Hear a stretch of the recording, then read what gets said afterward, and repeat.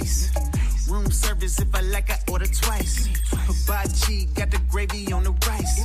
Rolling in Mexico. Pittsburgh Steeler fans, welcome back to the Steelers Q&A on this Thursday night as we approach the playoffs and a Steelers appearance as the 6th seed in the AFC, slowly moving up the seeding chart, not to our liking, I guess, as fans, but we're in, baby, and we get a trip to Baltimore against the hated Ravens, a team that the Steelers have kind of dominated in recent years until they didn't a couple weeks ago. So lots up in the air for the Pittsburgh Steelers and the Baltimore Ravens. And to talk all about it with me tonight is my boy Tate. Tate, welcome to the Q&A. It's been a little bit, man, but glad to have you on the show. How you doing tonight? Oh, you're muted, man. Man, on the homies, I'd be fine right now. Everybody knows. You'd be fine, yeah, sure. But hey, you're good. But, You're good here. I don't find nobody. No, man, I said thanks for having me, man. It's always fun to be on the Q&A and take questions and share our thoughts and opinions and go from there. I'm looking forward to Saturday's game. Yep. Should be an exciting one. I don't know that we've owned the Ravens. We beat the Ravens certainly 8 out of 11, but outside of the last game, and that was an anomaly. Right. All inside the phone booth. They're all within like 4 points, and I think we just happened to play better late. And it could come down to that on Saturday too. Yeah, and I kind of think it will. I won't give away the whole story yet. We can talk about predictions and whatever down the road, and I'm sure we'll get plenty of questions about that too. So listeners, throw in your questions. I already see lots of the regulars, the Afton and Kathy already in here, and Jared Devil's in the chat. Welcome in. Vinny is in the chat as well. Welcome in, everybody. Bring those questions on. We're going to take those. But yeah, Tate, I kind of feel the same way. I feel like the last game got away from the Steelers on a couple strange plays, turnovers. Otherwise, they were kind of in that one, and I don't know if that's going to be the case this week. But these two teams, they figure out how to play each other tough, and I think the Steelers' defense specifically will be looking to rebound from their last performance, and they've got the leadership on that side of the ball to change the mindset and how they approach it and get something done, I think. So I do expect this one to be closer, but what say you? I know it's been a while since we've talked. I'm not sure how the season has, how you feel about the team overall. I feel like we all can kind of agree they deserve to be in the playoffs, but the way they finished, it was kind of a shock to the system for a team that sat 10-3, finished 10-7. And it leaves you wondering a lot. How you feeling right now heading into wildcard weekend? Yeah, man, I completely agree with you. Like I said last night on Pump Your Brakes with Shannon and Big G, I said from the schedule release back in May, I had the Steelers going 11-6. I'd have been happy if they made 12-5. They made the 10-7. And they left a few games on the field they should have won, i.e. the Colts in Dallas and the first Browns game. Lost 3 games to teams they probably shouldn't have lost to. But I mean, overall, they're always good for 1 or 2 of those in the season. Going 10-7, I think the fact that we were 10-3 at one point and lost 4 straight is where all the negativity comes from. If we had finished 10-7 and lost those extra games at some point in the season, right. We're trying to be 10-7 and get the 6th seed, and we'd be pleased. We'd be pleased with the matchup against Baltimore, somebody we know, somebody we're familiar with. We played good against Lamar Jackson. I mean, so I'm not pleased with the losing streak, but I'm pleased with the season record overall. I'm getting the playoffs, and I think they may have something to surprise us with this Saturday. Yeah, I agree. It doesn't feel in a way, it doesn't feel particularly good, right? The way you finish, and that matters for momentum and whatever you feel about the Steelers going into the playoffs with feeling good about themselves. But you're right. If those losses had been spread out throughout the season, I think we'd feel a little bit different. Perspective is kind of everything here. But I don't I don't think once you get inside that locker room that, and they've been saying it all week, that they're that concerned with the 4-game losing streak because, again, this is a team that you know, and it's a team that you have beaten, and it's a team that you've had a formula against. And again, I mentioned the leadership on defense. I think the defensive side of the ball is the key to the game for Pittsburgh. Can they keep Baltimore from punching them in the mouth like they did in the last game and rocking back on their heels to start the game, keep it close, and maybe work some magic late? We saw it last time they matched up too. I've always said that the reason that the Steelers beat the Ravens more than other teams with Lamar Jackson at quarterback is that Lamar Jackson, he's good for 1 or 2 boneheaded plays a game. And it's offset against most other opponents by the spectacular craziness that is Lamar Jackson and making plays nobody else can do. But the Steelers limit that side of him enough to where it exacerbates the mistakes for Lamar Jackson. And so you saw it with the pick thrown to Minkah Fitzpatrick in the red zone, giving the Steelers life again, which they promptly gave right back. But still, Lamar Jackson had his moment where the Steelers got their life back. And a lot of times in the past, they've turned that into a W. This time they did not.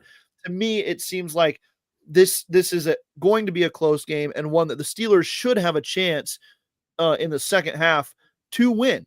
So I feel a little bit different about this one than I did maybe going into the playoffs against Buffalo last year or against Kansas City 3 years ago. This feels a little bit different. Feels like the Steelers are a little bit more primed and ready for this type of matchup. Yeah, no, man. I mean, I agree with practically everything you said. I mean, they give Lamar Jackson a hard time. The last game, defensively, first, let me say I have complete confidence in the defense. They've over this losing streak, they've leaked a little bit here and there, but I think they come out with a extra amount of focus this week, an extra amount of attention to detail to their assignments and stuff like that. I expect the defense to have a great game. I mean, they didn't play the best against the Bengals last week, but they held Joe Burrow under 20 points. You know, I bet B-Dub that they will hold the Bengals under 24 points. So I lost the game, but won that bet. But there you go. Defense is looking good. And last time we played Baltimore, it was out Joey Porter Jr. or he got hurt in that game early. He did. George Pickens. Yep. Well, it was. And you were just getting Alex Highsmith back from injury. I think the week before that was his first time back after being out for a while. So yeah, I mean, this is the first time in the 4-game losing streak that the Steelers will have their full secondary. And that's going to make a difference in this game. And I think that no Zay Flowers for them. Right. No Zay Flowers for them. That's going to be huge. So how do the Steelers match up? I think pretty good when you're talking about the defensive side of the ball. So then you move it over to the offense, and we actually have a good question, a couple good questions about that. So let's talk about the offense a little bit, Tate. First question here from Afton Forehead. What is your offensive key to the game? If you had to pick one on offense, where are you going for the Pittsburgh Steelers? For myself, it's all about early aggressive play calling and execution. Those two things. Yeah. I mean, I have confidence in the personnel. I have even confidence in the O-line. I mean, they're set up not to do well because pretty much people know first and 10, second and 8, the Steelers are going to run the ball. So slam it into an 8-man box, make a 3rd and 7, 3rd and 6. Now we're behind the chains. Be aggressive on first and second down and mix it up a little more. And limit the penalties, and that's all part of execution. Yep. I definitely agree with that. I think you have to I think I would strain for the listeners and for the Steelers that creativity and unpredictability early on. And one thing I remember from the early part of when Russell Wilson first started quarterbacking for the Steelers, starting in week 7, you saw a lot of rollouts. You saw a lot of play action bootlegs, and those have kind of faded down the stretch here. I was looking at it. Darnell Washington hasn't had a catch in, I think, 5 games It's been a long time since that boy's been involved, and he was getting involved in 2 or 3 of those rollout passes a game in the middle of the season when Russ first started quarterbacking. So that element of the offense has kind of disappeared, and it's been really run pass with a few weird things sprinkled in here and there, as Arthur Smith likes to do. Mostly personnel, not necessarily play calls. It's been who's getting the handoff. Is it Cordell or Patterson for some strange reason on this fourth quarter drive when we need a first down on 3rd and 4?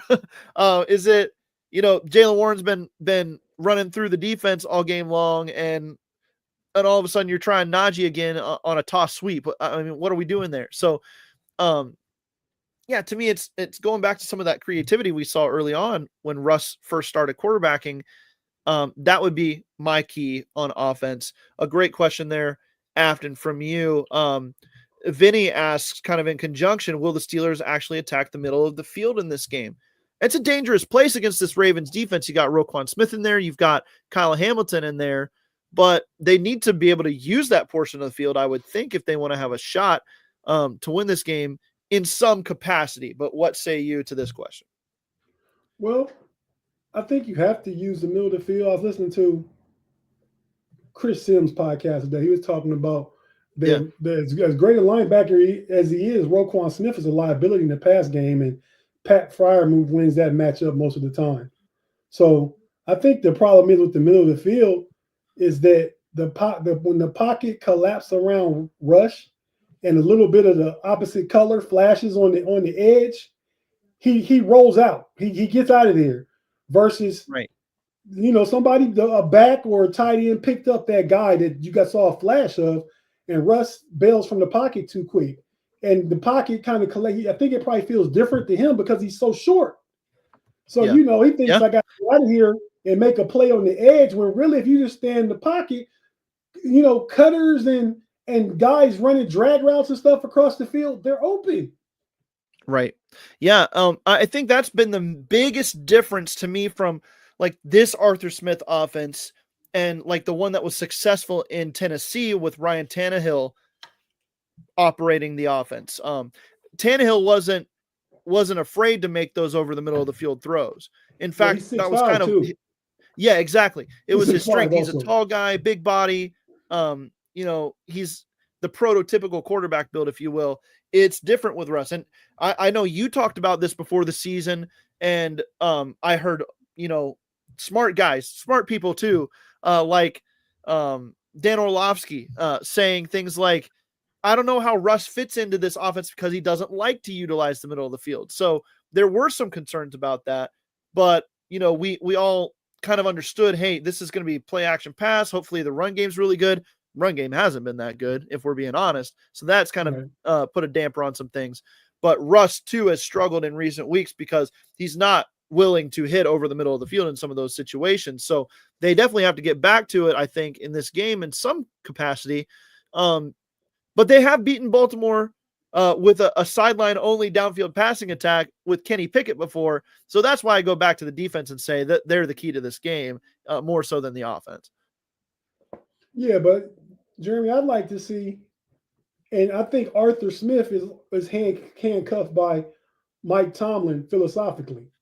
I mean, I think Arthur Smith is of that run the ball mindset also, but Tomlin takes it to a whole nother level because he doesn't want to put his quarterback or his defense, exposure, as he says it, limited exposure. Yeah. So he plays the offensive game different and leans on his defense, where I feel like the objective should be, let's go out there and attack and get some points on the board and let our defense hunt. You know what I mean? I agree. Get them a 10, 12-point lead and then see how the game plays out instead of trying to play in a phone booth. Go out and play at the park, man. Spread it out. Do something different. Right. And make the Ravens run 5-man pass patterns. So you don't have 3 guys chipping TJ Watt on every play. Let him get some one-on-one matchups. Yeah, I agree. Open things up and see what happens. Afton asked this a little bit later. Is Tomlin putting his thumb on the offense? And you just mentioned that. Run, pass feels like Canada 2.0. It feels like Mike Tomlin, right? That's what it feels like. That type of pattern. Yeah, putting his thumb on there, I agree. That's why I said philosophically he's limiting Arthur Smith and Russ because he wants to play a tight, close to the vest game and pull it out in the last 4 minutes. That's Tomlin's style. Well, in today's NFL, that's kind of not the way to go about business. You know what I mean? Right. You go 12 and 13 personnel, which I like, but use Darnell Watson, like you said, as a threat sometime in the passing game. You can have Fryer move in line, then flank him out into the slot, and you change your whole offense just by moving Fryer from inline tight end to the slot. And you still got Darnell Watson on the other side. Now that makes the defense guess and wonder what are they doing? What are they doing? Yeah, and it has been strange to me, the lack of tight end usage from an Arthur Smith offense, where tight ends have kind of been the driving force of those groups in other stops along the way. So it is interesting to me there that's been the case. Mark Tobin has a comment here. Only way they win, meaning Pittsburgh, is if we have the mindset of scoring and using all our players in the right situations. Use the pass to set up the run. So better distribution of the personnel, I guess, is more or less what he's saying here. That and open offensive a little bit. Yeah. Pass the ball. I think that the passes to the tight end are limited because the passing game is limited. If you're throwing the ball 22 times, you got to get Pickens 10 targets. So there go 10 of those throws right there going towards George Pickens. Right. Yeah. And Russ is so quick to dump off because, like I said, he's in the pocket and he thinks it's breaking down around him. It's either moon ball or dump off, one of the two. Yeah. Yeah. What was it? Was it the Bengals coach that said he's a check down or what was it? It's layups or threes for him. Right. So that's kind of been the case. We need to see a little bit more of that jump shot range out of him. Before we go to break here, I want to bring up our super chat from Claude Bishop, $2. Thank you, Claude, for that. If the Steelers lose, will Tomlin resign? Big time question here. Tate, I'm interested in your take on this before I give mine. What do you say? I don't think Tomlin resigns. I think at the very least, he has 2 more years left. I think he finishes out his contract. I think the Steelers allow him to. And, he's not going to resign. The Steelers aren't going to fire him. So it's either they can negotiate a trade and Tomlin accepts it. He still wants to coach. And he goes to somewhere of his liking because he has no trade clause. So, right. But I don't think if they lose this game, he'll resign because he's a competitor. He wants to come back and prove as long as he can that he can get this right. Yeah, I agree 100%. I don't think Tomlin is resigning outside of like organizational pressure, and I don't think they're going to do that either. Where it's like Art Rooney II comes up to him and says, Mike, we don't want to fire you. Can we mutually agree to part ways here? Can we do this? Because it's just not working anymore. And again, like I said, I don't think that's going to happen. And like you said, Tomlin has to approve any trade. I don't think they're going to be looking to trade him either. This is Tomlin's team for the next 2 years at least. If they win this game somehow, then it could be beyond that too, because you start to see the vision come together from the front office and Tomlin. Agreed. Additionally, we always talk, get rid of Tomlin, but get rid of Tomlin for who? If Tomlin was available, he'd be at the top of the coaching chain for teams looking for a coach. So he'd go from the Steelers to be at the top of the food chain for new coaching candidates elsewhere. And who do we get? There were no guarantees. Now, sometimes a change of voice is needed, but I think at the very least, you let him coach out the term of his contract. You just signed him back in the spring to an extension that lets him coach to 25 and 26. So, and I still believe in Mike Tomlin. I think what he needs to do is become, and we said this on the Homies and Pump Your Brakes, become more of a CEO, more of an overseer of everything, and stop putting your spatula in the pan as far as cooking up the offense or what the offense is going to do. Let Terrell Austin coach or bring another D coordinator who you trust more but just oversee things, motivate guys, get the X's and O's ready, the game plan ready, but stop trying to micromanage everything. Right. Yeah, I agree with that. And it's going to be interesting to see what this game does for that conversation. But we will be here for all of that. And we will be right back after this. If you are listening live, watching live on YouTube, Facebook, or X, we are not going anywhere. So stick around. But if you're listening on audio, we're going to have a quick ad break here, and we will be right back on the Steelers Q&A.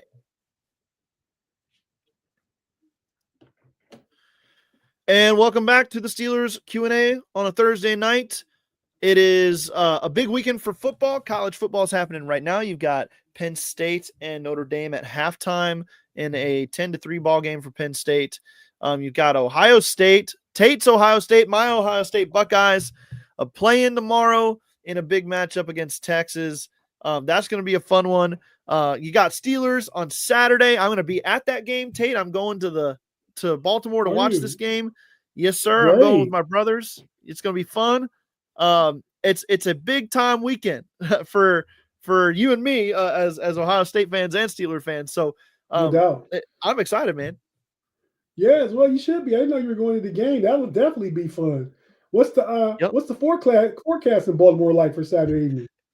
About 30 and feels like 20. And then some light snow flurries maybe during the game.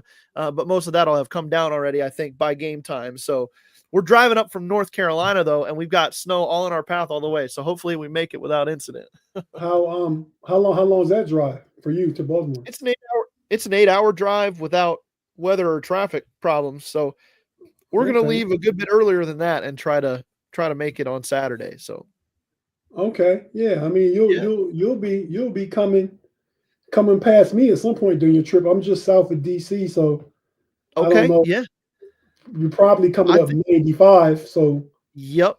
We're gonna try to get around the West Virginia mountains and come up 95 from over here. So okay, yeah, yep. We'll see. It's gonna be sounds like a fun weekend. Man. It's gonna be a lot of fun. Last time I was at a Steelers game, it was in Baltimore. It was Ben Roethlisberger's final regular season game. Steelers pulled out a crazy victory on a last-second field goal from Bod, so I'm hoping for similar luck in this matchup. Yeah, no doubt. And I'll take a win however I take a win. But I don't want to see him pull it out. I want to see him go and take it and beat Baltimore convincingly. Try that strategy. Yeah. That'd be fun. Go down swinging at least, right? Go down swinging at least. Yeah. Exactly. So, yeah, man, I agree with that 100%. All right, we've got a lot of other questions in here. This one from Vinny Agukun, a good question and a fun one to discuss here. Who do you think are the 5 most important Steelers in this game? He lists his as Hayward, Queen, Watt, Pickens, and Russ. I mean, my list would be pretty similar to that. I think TJ Watt and Alex Highsmith probably for me, along with Cam Hayward. And then I'm going to say Russell Wilson. I'm going to say Jaylen Warren because I think he's had better luck or he's performed better against the Ravens. And if the Steelers want to be the best they can be on offense, they do need that running game to be better than it has been. I think Jaylen Warren would be the key to that over Najee Harris.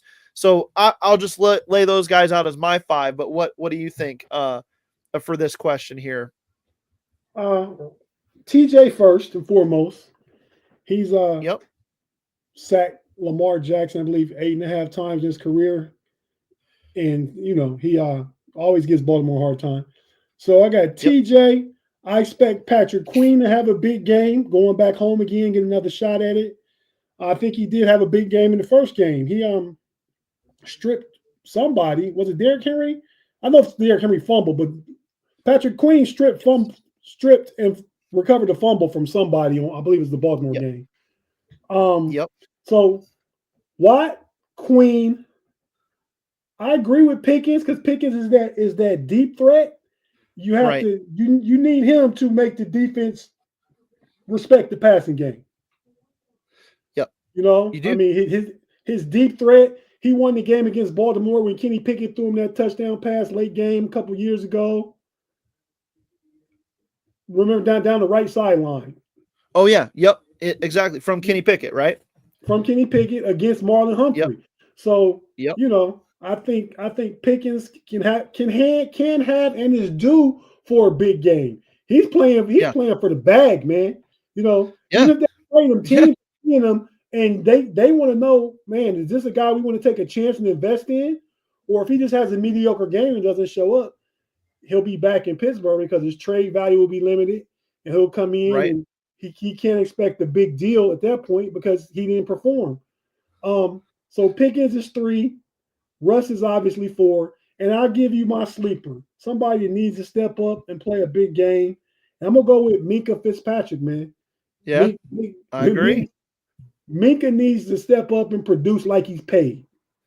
Yep, he does, and especially without Zay Flowers, these tight ends are going to get involved, and Minka's going to be asked to handle that. Right. Him and the linebackers. So that makes it very, very interesting. Shaka Steele. Go ahead. And that's who else didn't play the last game is Deshaun Elliott. He's huge to the defense. Yes, he is. He is. Especially when you're talking about the Derrick Henry effect, because they ran roughshod over the Steelers in that game without Elliott, and he was a big factor on Derrick Henry in the first matchup for sure. Right.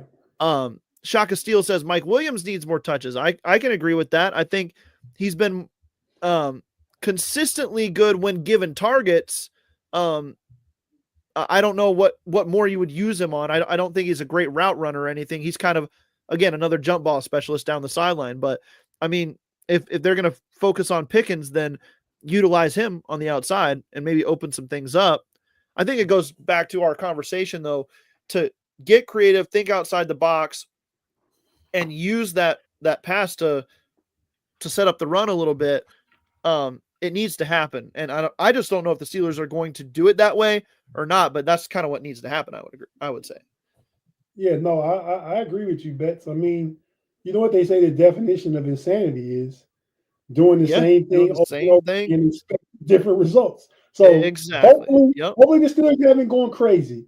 Mike Williams more touches? I don't know. Mike Williams more snaps? Definitely more snaps, which gives an opportunity for more touches. We don't need Van Jefferson out there being a third receiver and getting four catches a game. You know what I mean? Because I think that's what he had last game. Russ was going to him even when other people were open. I think Russ is at a point in his career where he's just locked in on who the primary is. Yep. I agree. All right. Trying to find some more questions here. Let's see. This one from Vinny Agukun. What's more likely, us seeing playoff Lamar or playoff Tomlin? Ooh, maybe a little bit of both. Yeah. But I don't know. I would say playoff Tomlin, because I don't know what it is about Lamar, but I kind of got this weird feeling that they're going to go on a run this playoffs. I picked the Ravens for our staff picks. I didn't want to, but I am doing it. Do you have them by the 10-point spread? I do not by that. I'm going 23-19. I think it's going to be close in the fourth quarter. Yeah. But I just think that beyond this game, the Ravens can make a lot of noise if they can get past the Steelers. They already put a beat down on Buffalo, who is likely who they would go and face unless Denver pulls off some crazy upset this weekend as well.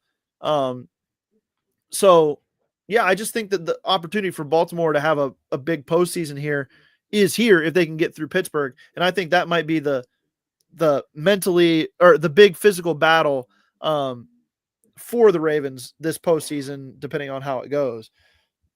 So I don't know. I think playoff Tomlin has been, I don't even know. I don't even know if I blame it on Tomlin necessarily all the way, but playoff Tomlin seems more likely to me than playoff Lamar this time, personally. But what say you? Man, it's kind of up in the air, right? I mean, if you get playoff Lamar, then you have playoff Tomlin. If you get playoff Tomlin, you're not going to have playoff Lamar. So it's like a catch-22. I mean, whichever one it is, the other one it won't be, right? Right. So I mean, I That's feel true. like I feel like the players, Joey Porter came out to say it today. Some other players say they're playing for Coach T. They want to end this playoff drought. I think Baltimore, if you ask them, this is the worst possible first round matchup that they could have had. I think they would have rather had the Yeah. Chargers come, because Chargers coming from an indoor team, coming from LA, playing in 20 and 30 feels like, 20-degree temperatures. Advantage Yep. Baltimore. Pittsburgh, Yep. the familiarity, the division component of it, with somebody that knows you intimately, I think that gives Baltimore more problems. And I think kind of the same thing, even though it's not a divisional game, it's a tough game with on the other side with Philly and Green Bay. That's going to be a real tough first round game for Philadelphia. It is. It is. This playoffs is really interesting. There's a lot of fun matchups this week, and I think Steelers Ravens being I believe that's the only division matchup of the week. Yeah, because it's on the NFC side, it's Packers and Eagles, it's Vikings and Rams, and then it's Washington and Tampa Bay. So this is the only intra-division matchup of the weekend. So that makes it kind of a standalone, interesting game. But you've got some other ones. That Packers Eagles game is going to be very fun, and I think the other NFC one that's going to be a lot of fun is Tampa Bay and Washington. Those two offenses could go at each other's throats all game long. It's going to be a real contrast, I think, when you look at Steelers Ravens final score and what that game looks like compared to what some of these NFC games are going to look like. So a fun weekend for football fans to see different styles at play. Agreed. And the thing about those NFC games is the Commanders and Buccaneers and the Eagles and Packers, they all played each other the first game of the season. So for the loser, it's going to be their first game and their last game against the same team. Right.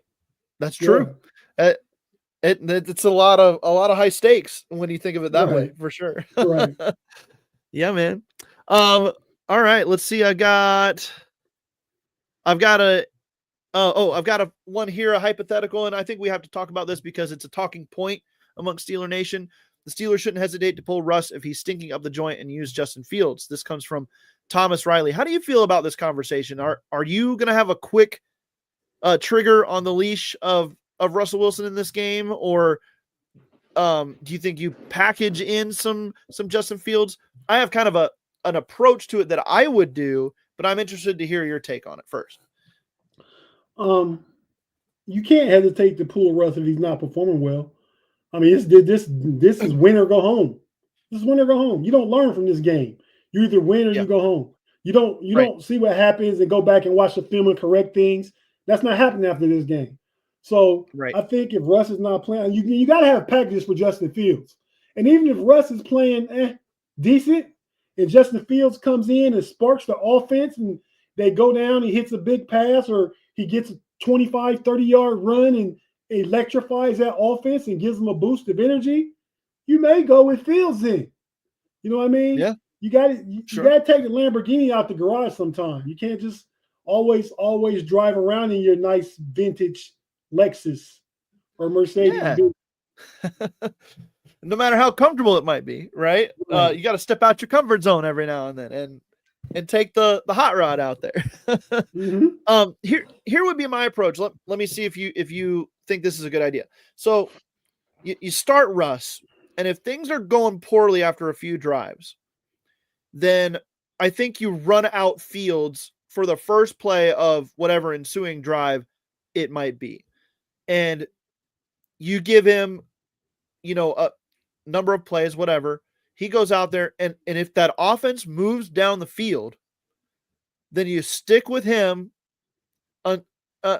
until you can't anymore, until you can't. And I think that would be the rest of the game.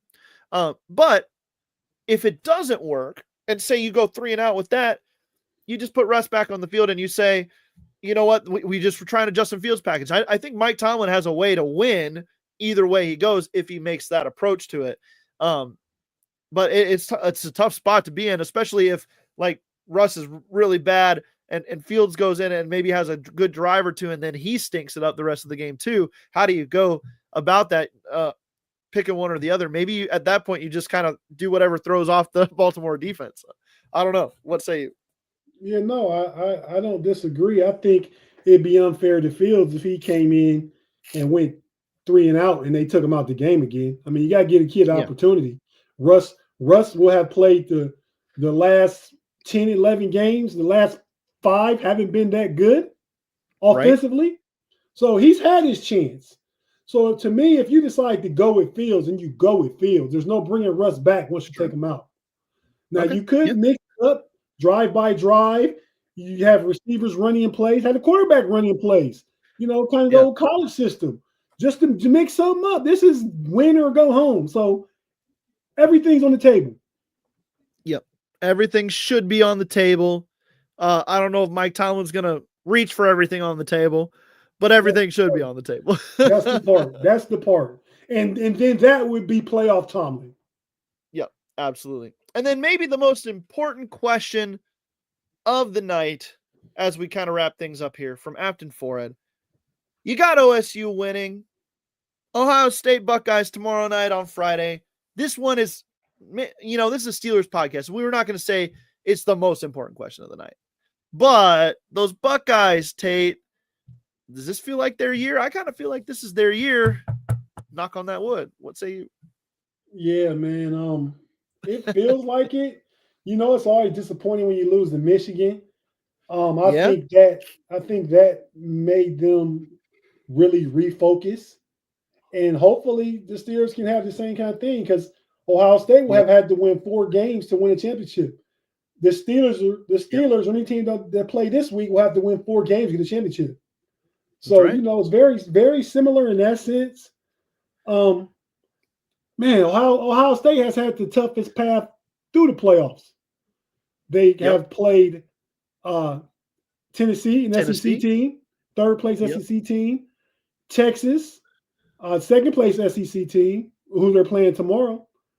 And they beat Oregon, the number 1 team in the country, only undefeated team in the country. And now what's left is Texas and Penn State or Notre Dame. So the toughest by far path through the playoffs. But they're playing head and shoulders above everybody else in the playoffs so far. So they made it look easy so far. Yeah, and if Texas plays like they played against Arizona State, it's a skull drugging. They're going a wrap. Stick their fake thumbs in the Texas Longhorn eyes and just drag them across the field. So I got Ohio State winning. I mean, I got them winning by like 10 points. I would give up 10. But I'm just one of those fans that don't just jump out there like Big G. You get him talking, we're going to murder, want to kill him. I'm not like that. I'm kind of more the humble, laid back fan. Let's see what happens. I don't want to jinx my team by being overconfident. That's right. And one team that might be jinxing their squad by being a little overconfident might just be the Baltimore Ravens this week as we close things out. You had the press conference from John Harbaugh today saying we won't have Zay Flowers this week, but he'll be back next week. And that's getting ahead of yourself a little bit, John Harbaugh. And then you got players this last week saying that George Pickens is soft. You've got all the talk that has been going on all season between Marlon Humphrey and Patrick Queen. And there's a lot of bulletin board material here for the Pittsburgh Steelers. Nobody's picking them in the national media. Literally nobody thinks they can win this game except them and except a few Steeler fans, maybe like ourselves and like those of us in the chat here tonight. So don't get overconfident, Baltimore. The Pittsburgh Steelers are coming to town, and they can play a bloody brand of football that can mess up your playoff hopes for another year in a row. And then people should be talking about John Harbaugh's inability to win in the playoffs, not just Mike Tomlin's. That's true. With a Pro Bowl MVP quarterback, multiple MVP quarterback. Yep. Which Mike Tomlin has never had. Even in the glory days of Roethlisberger, he wasn't an MVP candidate most of those years. Right. He just was a guy that could get it done late, have 500-yard passing games, six touchdown games, and stuff like that. So, Yep. Big time I player. like. I mean, Tomlin's playoff record has fallen to 8-10 with this string of losses in the playoffs. I believe like 5 straight, maybe even 6. Yep. Harbaugh is 12-10. He went 1-1 last year, so he's not that far away. Tomlin has a better overall career record and winning percentage. So I mean, those guys are right there, kind of rowing in the same boat with both their teams. Yep. So I got Absolutely. one last question for you, Jeremy. Okay. So Shoot. because I've read this in a few different sites today. The Steelers should have interest in Sam Darnold. Would you want Sam Darnold over Justin Fields? No, I would not. I think Justin Fields' gameplay translates to more offenses than Sam Darnold. I think Sam Darnold is very much a if you take him out of that Kevin O'Connell system, right? I don't know if he's going to succeed like he has there anywhere else. And we saw a little bit of a flash of that even against Detroit, where he's in that system and Detroit figured him out. And so if you can still figure him out, then I don't know if I'm going that route. And I don't trust this Mike Tomlin, Arthur Smith really to put an offense together that's going to elevate the floor of Sam Darnold like he has been over there with Kevin O'Connell. Justin Fields creates his own floor with the rushing ability, and then the ceiling goes up from there based on how you utilize him and how much improvement you can make as a passer. So I would not go with Darnold over Fields next year, especially when you're talking about throwing the cost in there as well after the season Darnold's had compared to the lack of usage of Fields this year, value-wise for the contract, as well as what he gives you outside of the structure of an offense that is elite by design. I think Justin Fields is the better option. Man, great take, man. You broke that down. Good one. I've been thinking about that one for a while, Tate. You asked a question I've been pondering for a little bit. It's good whether you thought about it or it was off the cuff. It was all good stuff, right? Man. So yeah, well, go back and snip that one out. Yeah. I'm gonna go back and snip that one out, and because that was a bite right there, a sound bite. Yeah, right? It was. Get out there, man. Yeah, I'm gonna clip that one and put that on social media. I might even write an article verbatim on that one just to get it out there. So fun stuff. completely agree. I honestly think Justin Fields. Do you think Justin Fields is the way to go if it's between him and Russ? Yeah, I do. Especially if the play this Saturday is reminiscent of the last 4 games for Russ, because he's going to demand too much. He's older. And I think you have a gem in Justin Fields that, you can move on from him again after this next year if you need to for a rookie or whatever, but he's the better bridge option to me than Russell Wilson is, because he gives you the opportunity to be more than that. And I don't think Russ is anything more than a bridge at this stage of his career. Yeah. And his trajectory is pointing down that hill. He's been to the top. Right. Now he's on the side of the hill where you're coasting down. He'll be 37 next year. So we've seen the best of Russ. He's not going to get better. You know what I mean? Tomlin goes with the guy that feels safe. His veteran that feels safe, that won't go out there and make the big mistakes. I mean, if you extrapolate Fields' number going 4-2, 5 TDs and 1 interceptions, it's kind of similar to what Russ did, but you got the added component of what Fields would mean to the rush game with his own legs and the threat. That's why Saquon Barkley and Derrick Henry have such great seasons, because they're getting handoffs and RPOs from Lamar Jackson and Jalen Hurts. Yep, absolutely. If Justin Fields had been the starting quarterback, Najee Harris would have 250 more yards minimum.